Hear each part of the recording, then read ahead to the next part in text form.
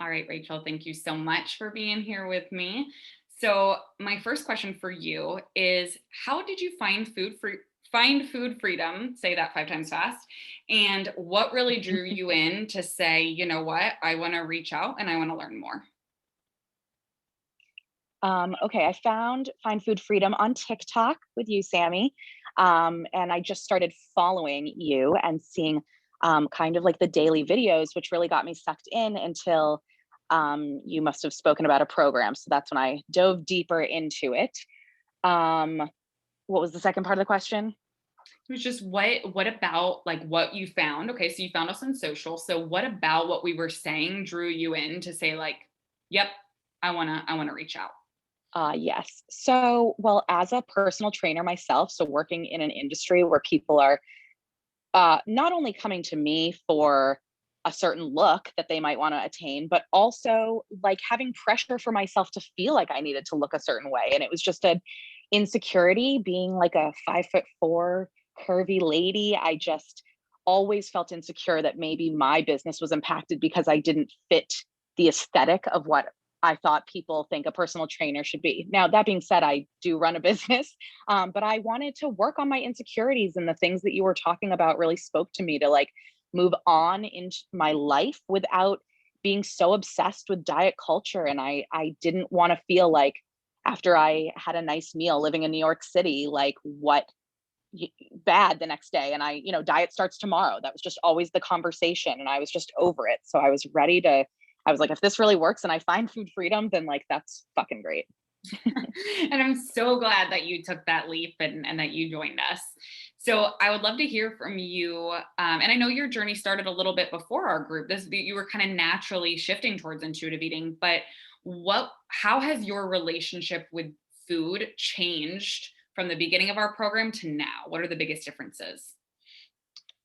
I think it's really like the afterthoughts. So even before joining like group coaching, I I was in a place where I was not on a specific diet, and I live in New York City, and I was definitely going out to eat, and my boyfriend and I love to cook.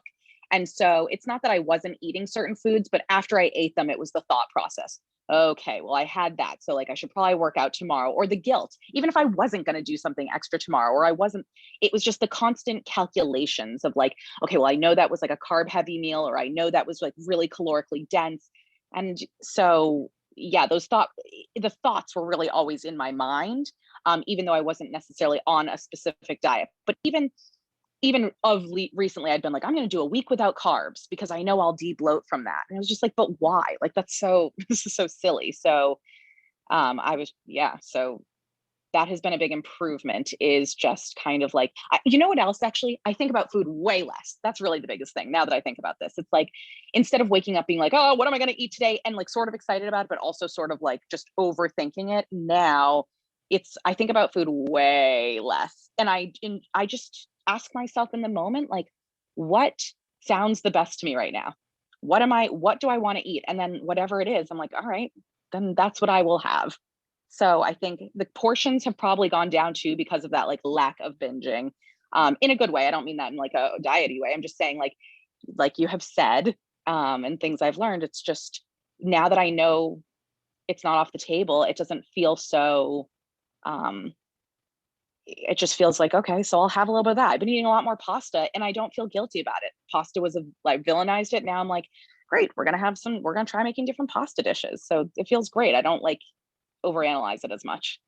I love that. And I think I always forget who says this quote, but I've heard it said before like when we're obsessing about food or our body, we can't change the world. And like I think there's so many more important things to be thinking about than food all day long. And so just getting more mental Yeah, bandwidth back, that comes back to food freedom, right? Having the freedom to do what you want to do and not obsess about food. And that's definitely. it's so awesome to hear that. Now, this is a really broad question, but you can go any way you want with this. From your experience with group coaching and walking alongside the other ladies in the group, like what was one of your biggest takeaways or one of your biggest aha moments in the group? Hmm. Um, it's a great question. Uh, so After my very first group meeting, I thought, okay, like, yeah, it was a group meeting. I hadn't really like dove deeply into like my own work. And I was obviously other people had already been in the group, like I was joining into.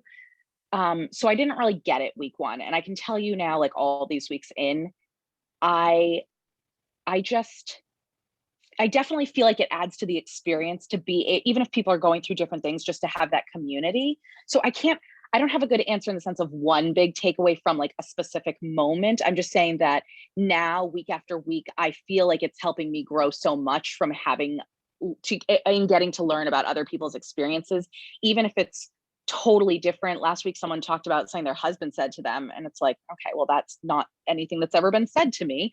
But just like being able to empathize with people who are going through all of this together. So yeah, I guess I'm just saying like I found the value in being in the community, even though like week one, I was kind of like, okay, sure, great, like whatever. It definitely over time has proven to be very impactful to be a part of a community and listen to other people's experiences and feel like I'm safe to share my own. I think like being able to express things that I wouldn't necessarily share with like my friends or, like my significant other.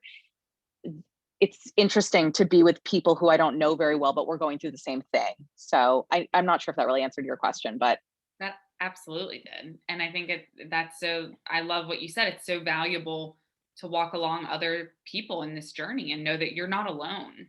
And so many people, I think they're alone, or maybe they know other people struggle, but to really get into it and share it with other people, I think is so important. So yeah. thank you for that. Last question here is, okay, so if a friend came to you and said, should I work with Find Food Freedom? What would you say to them and why? Oh, 100%. I would say yes. Um, I would just say because we've been stuck in fucking diet culture our entire fucking lives, and everything we're going to continue to be. And so if you want to like feel a little lighter and not be also like literally not always talking about it. I don't want to talk about diets every day and what the scale said and what the size of the clothes that you ordered, like so I would say, yeah, let's talk about real things in this world that matter and let's like do real things instead of obsessing about, you know, the fact that we had 3 pieces of pizza last night. Like, get on board. Let's make a revolution. Let's spread positivity and like love and yeah. Join. It's great.